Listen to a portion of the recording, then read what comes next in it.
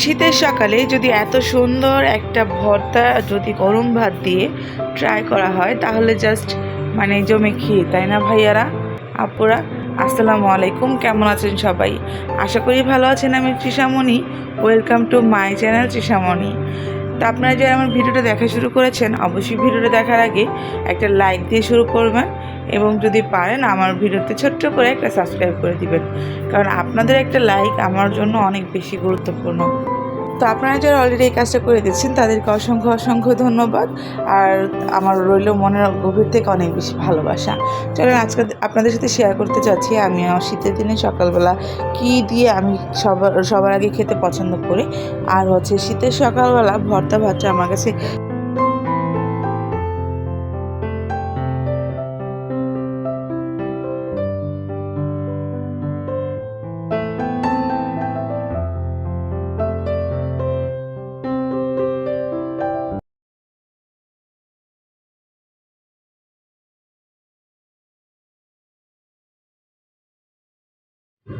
পেঁয়াজ কুচি কুচি করে কেটে নিয়ে শুকনো মরিচগুলো আমি খুব সুন্দরভাবে তেলে আলতো আঁচে ভেজে নিয়েছি মুচমুচে করে, যাতে এইগুলো ডলা দেওয়া মাত্রই ভেঙে যায়।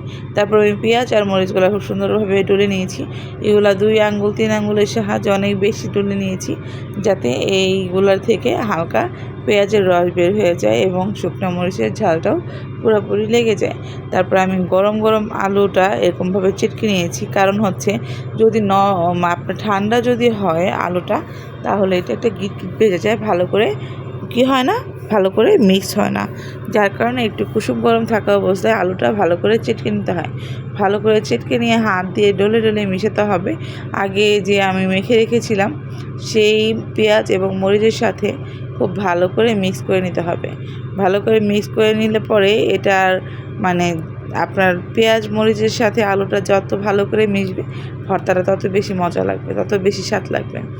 আর অনেকে আছে পাটায় বাটে এবং বাটনায় বাটে। আমার কাছে মনে হয় আলু ভর্তাটা হাতে এইভাবে বানালে যতটা মজা লাগে পাটায় বা বাটনায় বাটলে এতটা টেস্টি হয় না, কারণ তাতে একটা পিছলা পিছলা ভাব হয়, যেটা আমার খেতেও ভালো লাগে না, দেখতে তেমন একটা ভালো লাগে না।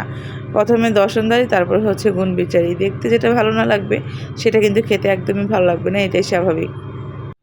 যাই হোক, আমি অনেক সুন্দর করে এই ভর্তাটা চেটকে নিচ্ছিলাম।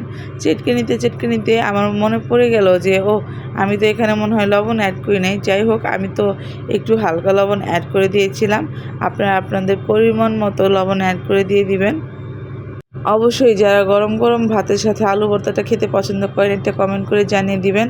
আমার ব্যক্তিগতভাবে আলু ভর্তাটা খুবই পছন্দ। অনেকে বলবে যে আমরা গরিব সেজন্য আলু ভর্তা খাই। ভাই, হ্যাঁ ভাই, আলহামদুলিল্লাহ আমি যেমন আছি আমি অনেক ভালো আছি।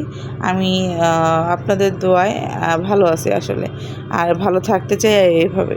আমার ভিডিওটা যাদের ভালো লেগেছে অবশ্যই আমার ভিডিওটার পাশে থাকবেন। নেক্সট একটা বেল বাটনের চাপ দিয়ে দেবেন, যাতে আমার নেক্সট ভিডিও আপনাদের সামনে চলে যায়, আপনারা আপনাদের সুযোগ সুবিধা মতো ভিডিওটা দেখে নিতে পারেন।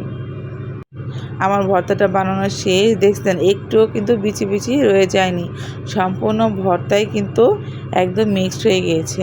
দেখছেন আমি যখন এরকমভাবে ঘোরাচ্ছিলাম তখন প্লেট থেকে ভর্তাটা উঠে আসতেছিল, এতে বোঝা যায় যে ভর্তাটা আমার রেডি হয়ে গেছে। এখন শুধু গরম গরম ধোয়া ওঠা ভাত আর এখান থেকে 1 চামচ ভর্তা। উফ, সেই জিভে জল চলে আসার মতো, তাই না? যাই হোক, ঠিক আছে, সবাই ভালো থাকবেন। আজকের জন্য এইটুকুই ছিল। ভালো থাকবেন। হ্যাঁ, আসসালামু আলাইকুম। সবাই সুস্থ থাকেন সেই দোয়া করে আজকের মতো শেষ করতেছি। আল্লাহ হাফেজ। জাযাকাল্লাহ খায়রান।